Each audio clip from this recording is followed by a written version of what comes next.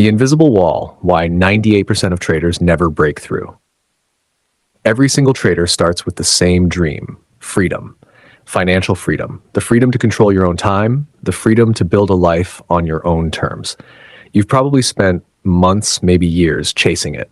You've devoured every book, watched every webinar, and downloaded every secret PDF that promised an edge.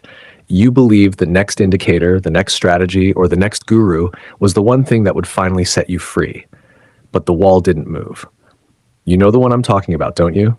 That invisible barrier that stands between you and consistent profitability. The one that keeps 98% of traders locked in a cycle of almost making it. Disclaimer: this content is for educational and entertainment purposes only. Nothing here is financial advice. Every trade you take is your responsibility. Just like every step through the invisible wall is yours alone to walk. This wall isn't built of a lack of knowledge. It's not built of bad luck. It's built of something far more subtle and dangerous: your psychology, your identity, the version of you that refuses to change. The truth no one wants to hear is that the market doesn't care how smart you are, how many courses you've bought, or how much you want to win. It only cares about how willing you are to grow, not linearly, not comfortably, but out of the box that kept you safe. Some traders do peek over this wall once in a while. They taste a good week, maybe even a good month, and then, almost predictably, they sabotage it. They don't do it because they hate success. They do it because success demands a new self, and the old self fights like hell to survive. Before you can become the 2%, you must face the brutal truth of the 98%. Most people will never break the wall, not because it's unbreakable, but because it feels safer to stay behind it. It feels safer to keep telling yourself the story that one more tweak will do the trick. It won't, because the real work isn't on the screen, it's in the mirror. The dopamine trap. The addiction to action. I remember the first time I saw a trader post a screenshot of a $20,000 profit. It felt like a gut punch. Suddenly, my own goals weren't enough. My timeline felt too slow. That's how the dopamine trap begins. The silent, gnawing belief that you're behind, that you should be farther along, that if you just pushed a little harder, you'd finally catch up. It sounds like motivation, but it's a trap. Because this hunger doesn't want discipline. It wants dopamine. It doesn't want mastery. It wants validation. This is why 98% of traders will never outgrow it. They mistake urgency for purpose and impulse for conviction. I've sat across from traders in private mentorship calls and watched them fidget, scroll, and check Discord between every single question. They weren't listening for wisdom. They were waiting for me to say something that sounded like a shortcut, something that would let them skip the long, boring road to skill. But you can't skip the road. You can only pretend you have, and that pretense costs more than any single loss ever will. It costs you years you'll never get back, chasing signals instead of building real understanding. It costs you money you'll burn because you needed to feel in the game every single day, and it costs you your self-respect with every impulsive click you rationalize as intuition. The consistent traders aren't immune to this hunger. They've just trained themselves to feel it and not act on it. They've learned that wanting fast money is natural, but acting on that desire is suicidal. They know the market doesn't reward impatience. It punishes it ruthlessly and predictably. Ask yourself, how many of your worst trades came from boredom, from needing to prove you were a real trader, or from chasing someone else's timeline instead of honoring your own? That hunger will always be there, but freedom in trading isn't the absence of desire. It's the discipline to act slowly, precisely, and deliberately, even when everything inside you is screaming to double your size, to catch up. The 2% know you never catch up. You only slow down long enough to see clearly. The story you tell yourself, the sabotage of identity. For a long time, I believed I was just unlucky, that the market was rigged against me, that every reversal, every stop hunt was somehow personal. It wasn't. It never was. But that story felt safer than the truth. I wasn't unlucky, I was undisciplined. I hadn't built an identity strong enough to handle the craft I claimed to love. You have a story too. We all do. Some traders tell themselves they're almost there, that one more tweak will finally make them consistent. Some say they're just testing, even as their accounts bleed from the same mistakes repeated 100 times. Some whisper, I'm different, because it's easier to pretend you're special than to accept that you're not yet skilled. This story you tell yourself is the most expensive script you'll ever run, because as long as it loops in your mind, you never have to change. You can stay safe inside the identity you built, the perpetual student, the almost success, the victim of randomness. I wore all those masks until one night, staring at a red P&L, like I asked the question I'd avoided for years. What if the market isn't the problem? What if my results were the most honest feedback I'd ever received? What if every single failure was a mirror, reflecting the gap between who I thought I was and who I actually was? It's a brutal realization, and it will crack something inside you. Good. Let it break. Because when the story shatters, you're finally free to build something real. Not an identity rooted in potential, but one forged in evidence, in habits, and in repetitions. The 2% don't tell stories. They keep records. They measure, they adjust, and they've earned the confidence to admit when they're wrong.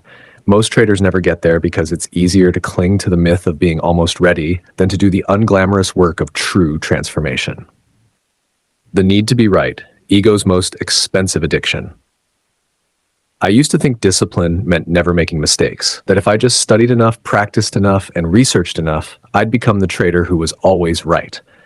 But that wasn't discipline. That was ego in disguise. Ego doesn't want to observe, it wants to predict. Ego doesn't want to learn, it wants to be proven correct. And nothing in this world is more expensive than needing to be right. Ask any trader who held a loser past the stop loss because they were convinced it had to come back. Ask any trader who added to a position because they were certain their analysis couldn't be wrong. Ask any trader who ignored the candle closing against them because their plan was flawless.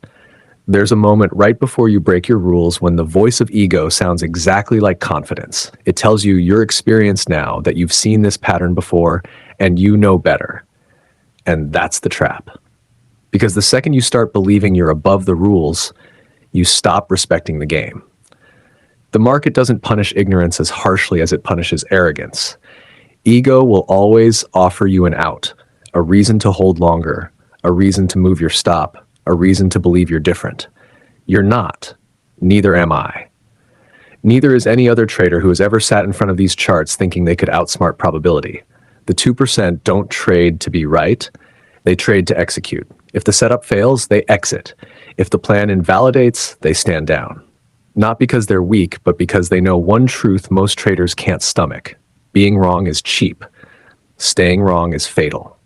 That's why so few make it through the invisible wall. Letting go of ego feels like letting go of identity. But if you aren't the trader who's always right, who are you? You're the trader who survives. The one who lasts. The one who shows up tomorrow with the same clear mind, ready to trade the market that exists. Of stillness, the edge in patience. Most traders absolutely hate stillness.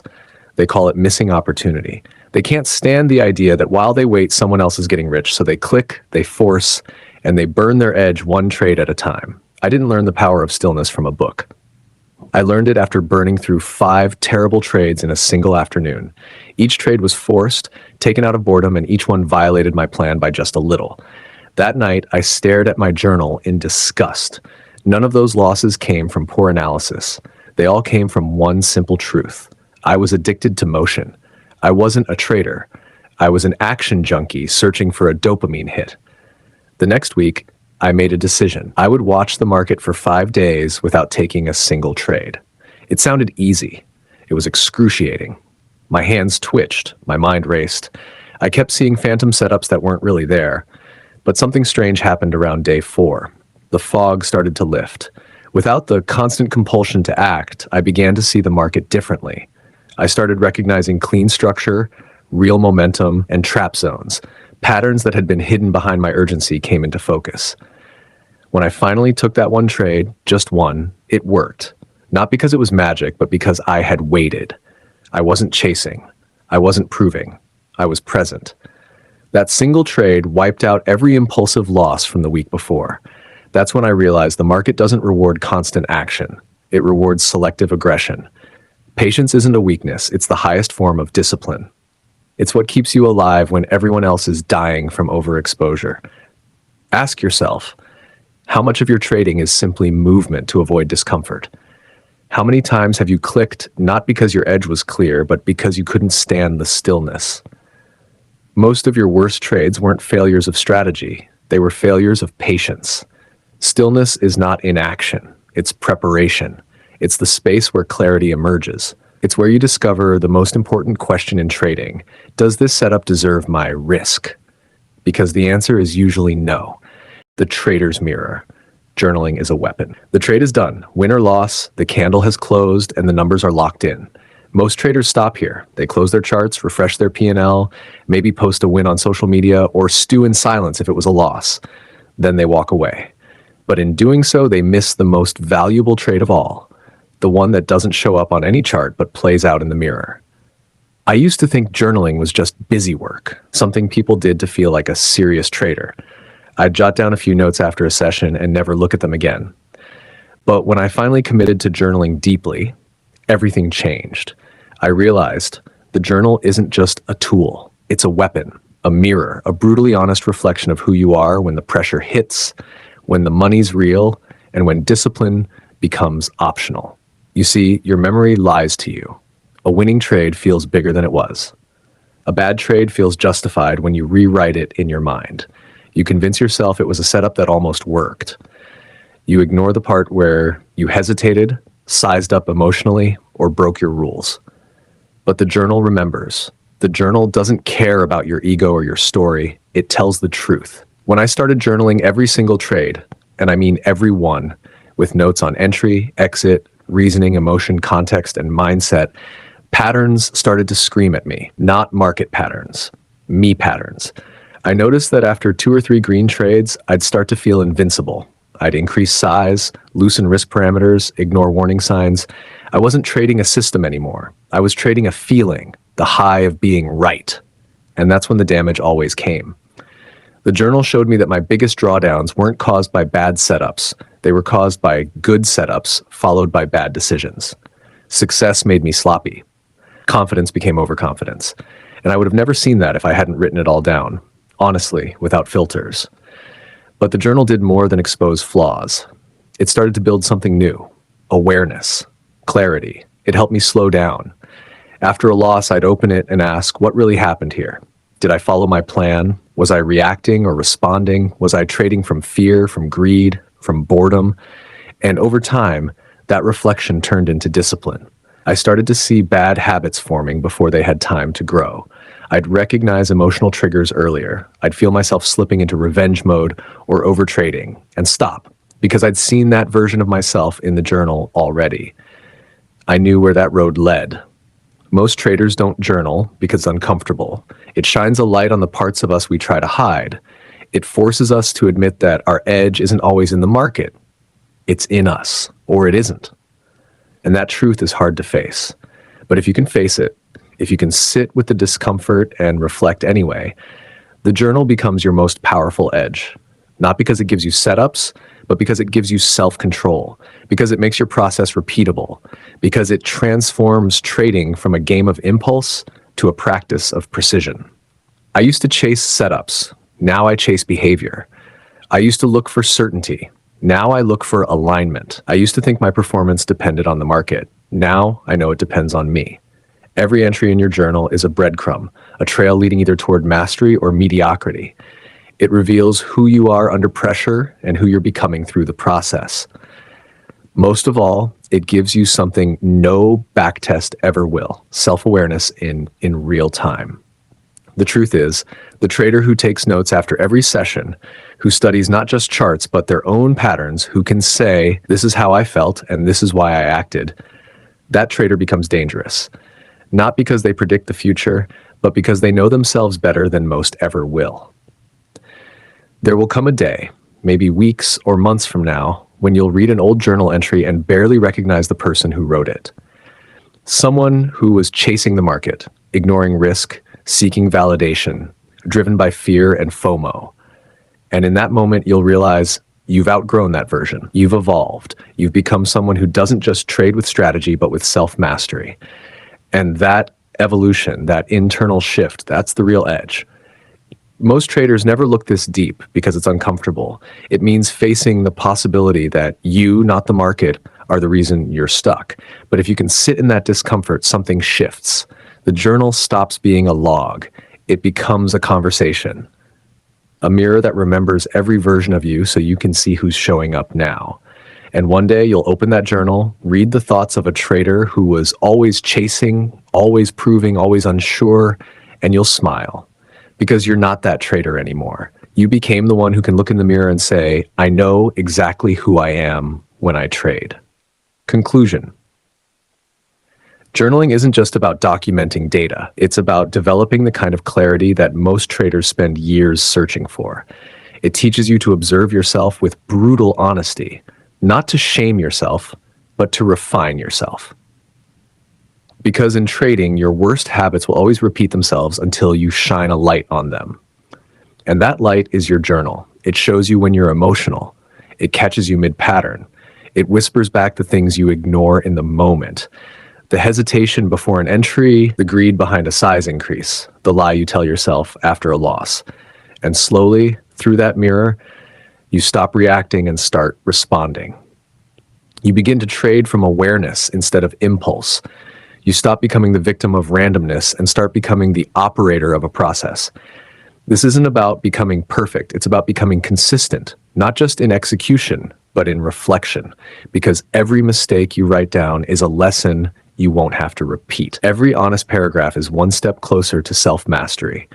And every day you journal, you sharpen the edge that separates amateurs from professionals. So write it down.